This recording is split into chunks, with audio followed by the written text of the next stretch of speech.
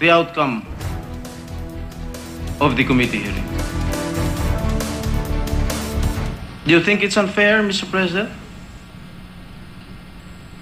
Araw-araw na nga ako nasa headline. Araw-araw kami ni Senator Enrile, ni Senator Revilla.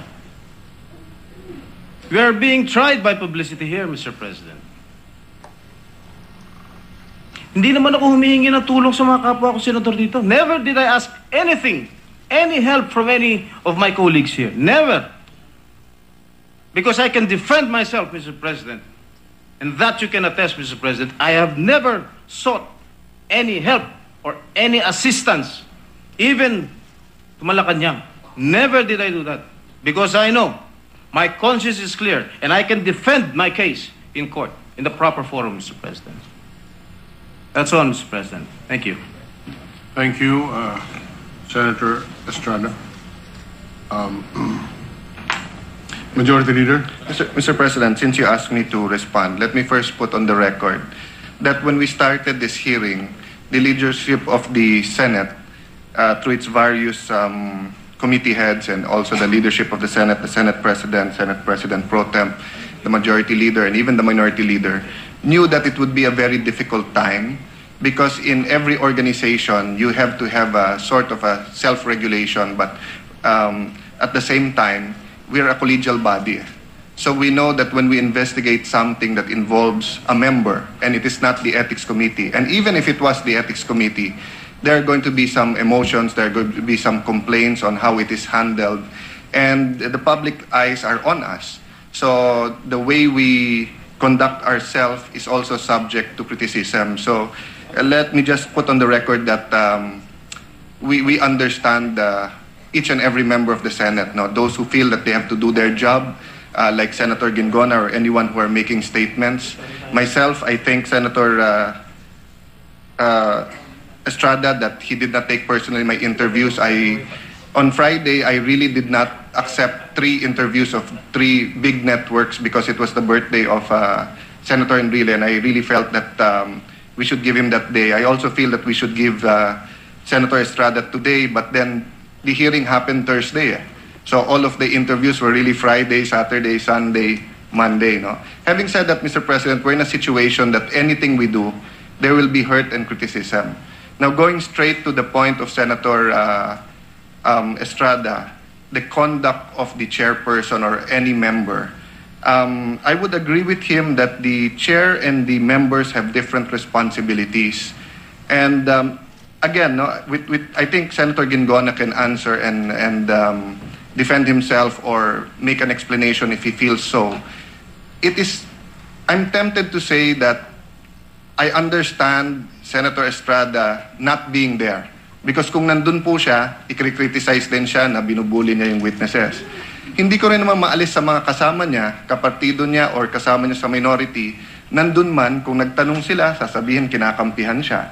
Pag hindi naman sila nagtanong, sasabihin, well, hindi namang, for Senator Gingona, he heard one side, but they were there, they could have asked the other side. So, my explanation, Mr. President, is just to point out that we're in a very difficult situation and there are no hard and fast rules here. But Senator Estrada articulated his position, he put it on the record. There are valid points about how chairpersons and senators should conduct. And having said that, I'd like to leave it to Senator Gingona whether or not to answer it specifically, whether here in the floor in the media, if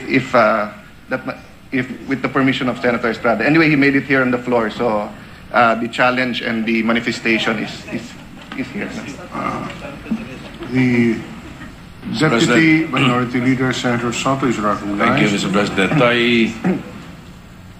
I beg your indulgence. I cannot help but rise and compare some events that have transpired in this very hall some years back.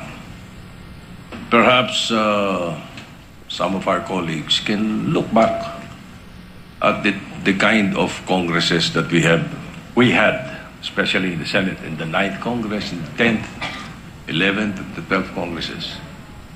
You will recall, some of you will recall, in the 10th Congress, when this representation was being egged to run as Vice President of the party campaign together with then Senator Gloria Macapagal-Arroyo.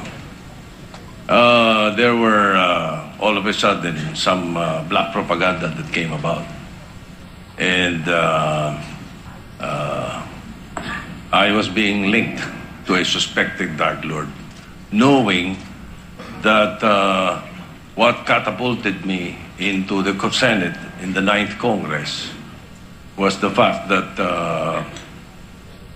the Quezon City Anti-Drug Abuse Council, which I headed, was declared the model council by the WHO itself, no less, no, for fighting the dangerous drugs in the Philippines. But anyway, nevertheless, what happened was that there was one witness presented by the Department of Justice, headed then by Secretary Chupisto Gingona, and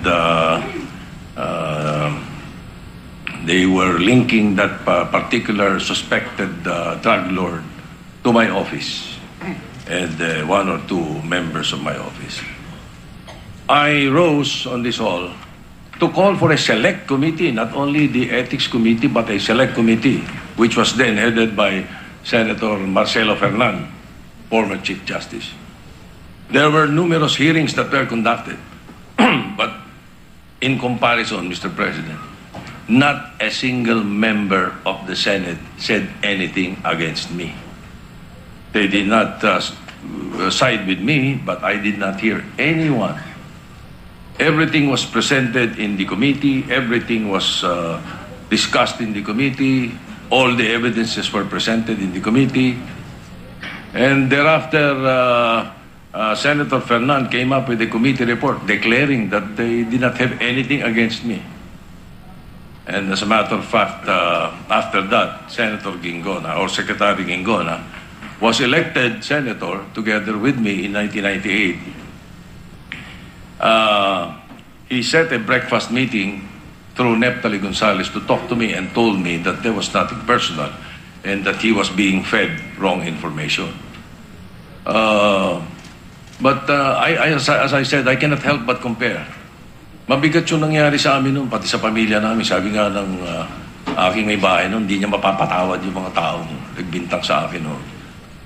Pero, after that, if you will see the 11th Congress, the 12th Congress, there was no disharmony in the Senate. We knew our jobs, and we did it. I hope we can look back, and in the 16th Congress, perhaps, Mr. President, we should avoid this kind of events. Thank you, Mr. President. Thank you, Senator Soto. The Majority Leader. Mr. President, may I just put on record that I think history will be the judge. No? We're in a very difficult situation. This morning in a talk show, I mentioned that I'm happy that Senator Estrada is now challenging the witnesses and throwing challenges. Let's see the CCTV come out with this evidence. I heard him on a radio station, magkasabay kami nung Sabado. Sabi niya, paano ako magkakasaro? Kakaupo ko lang nun, kalaban ko si GMA. So that people can judge, no? So in the past, Mr. President, the issue was between an individual senator and the public, or an individual senator, and an issue being hurled to him. But we have to realize this time, it is the whole Senate in trial. And I think it will be too much if I will not only defend but say or make a judgment kung sino tama. So let's let history judge, and let's allow Senator Estrada to have a happy birthday despite all of these challenges. But anyway, the manifestation of the Deputy Minority Leader is well taken, and it's on the record, Mr. President. On that note, Mr. President, can we welcome to the Senate students of Don Bosco Academy, Pampanga, led by the teachers in charge, Ms. Ana Layug, Ms. Cel Liwanag, and Class President Jed Serrano. May I ask them to rise to be recognized? Don Bosco Academy of Pampanga. The students of Don Bosco Academy of Pampanga are welcome to the Senate, and their presence is made of record. Mr. President, we have also the students of the University of the Cordilleras, Baguio City, led by Dean Reynaldo Agrazam Mendez. Please rise to be recognized. The students from the University of Cordilleras are welcome to the Senate, and their presence are made of record as having witnessed the Senate session this afternoon. Mr. Thank President, Vice Mayor Victor Bunol of Lamut, Ifugao Province, and the barangay officials of West Lamut, Ifugao Province was also in the session hall and now in the lounge. May we just put on record that they were with us today. And Mr. President, although we will honor him later. Ang inyo pong napanood ay ang privilege speech ni Senador Jinggoy Estrada. Ayon kay Estrada, isinasailalim na raw siya sa trial by publicity. Muli nang giniit na malinis ang kanyang konsensya at wala siyang kinalaman sa manumalya o manong paggamit ng Priority Development Assistance Fund o PDAF.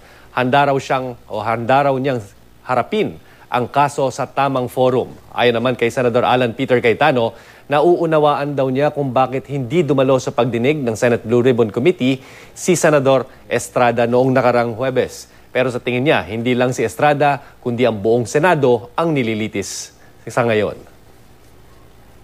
At nakatutok din sa privilege speech ang ating kasamahang si Jam Sisante. Jam? Chino, kanina tumayo si Senador Jinggoy Estrada doon sa sesyon ng Senado. Hindi pa magbigay ng privilege speech, kundi magbigay ng manifestation. Kung sa kanyang manifestation, naglabas nga siya ng sama ng loob dahil tila naging unfair daw yung chairman ng Blue Ribbon Committee na si Senador TG Ginggona nang sabihin nito na kapanipaniwala. Kumbaga, parang yung naging pahayag nung humarap doon sa Blue Ribbon Committee hearing na si Ruby Tuason. Sabi ni Senador Estrada, nasaktan siya doon sa mga sinabi ng kanyang kasamahan sa Senado. Tila nahusgahan na raw sila, agad silang mga inaakusahan na sangkot sa pork barrel scam kahit hindi pa tapos yung pagdinig. Hiniling din ni Estrada doon sa liderato ng Senado na ilabas na yung footage ng CCTV na nagpapakita doon sa pagbisita ni Ruby Tuason sa kanyang opisina nang mapatunayan daw na hindi ito nagdala ng pera kundi ng pagkain. Chino? Lilinawin lang natin, privilege speech ba inaasahan talaga ngayong hapon o parang manifestation lang? Kasi parang medyo maikli itong naging pahayag at depensa ni Senador Estrada, no? Tungkol dito sa nakarang hearing. Yes, Chino, actually, nung nakaraang linggo, tinanong natin si Senador Estrada kung mag-deliver ba siya ng privilege speech bilang sagot doon sa mga sinabi doon sa Blue Ribbon Committee hearing. Sabi niya, pag-iisipan pa raw niya to. Kanina, tinanong uli natin siya kung tutuloy ba siya sa privilege speech. Sabi niya, hindi. So, hindi talaga privilege speech yung nangyari kanina, kundi manifestation lang. Ang una nga niya binanggit ay yung tungkol sa CCTV. At kinuha na rin niya yung oportunidad para maglabas nga ng sama ng loob tungkol doon sa kanyang kasamahan na si Senador TG Ginggona na anya'y naging unfair dahil doon sa naging judgment daw nito sa testimonya ni Ruby Tuason.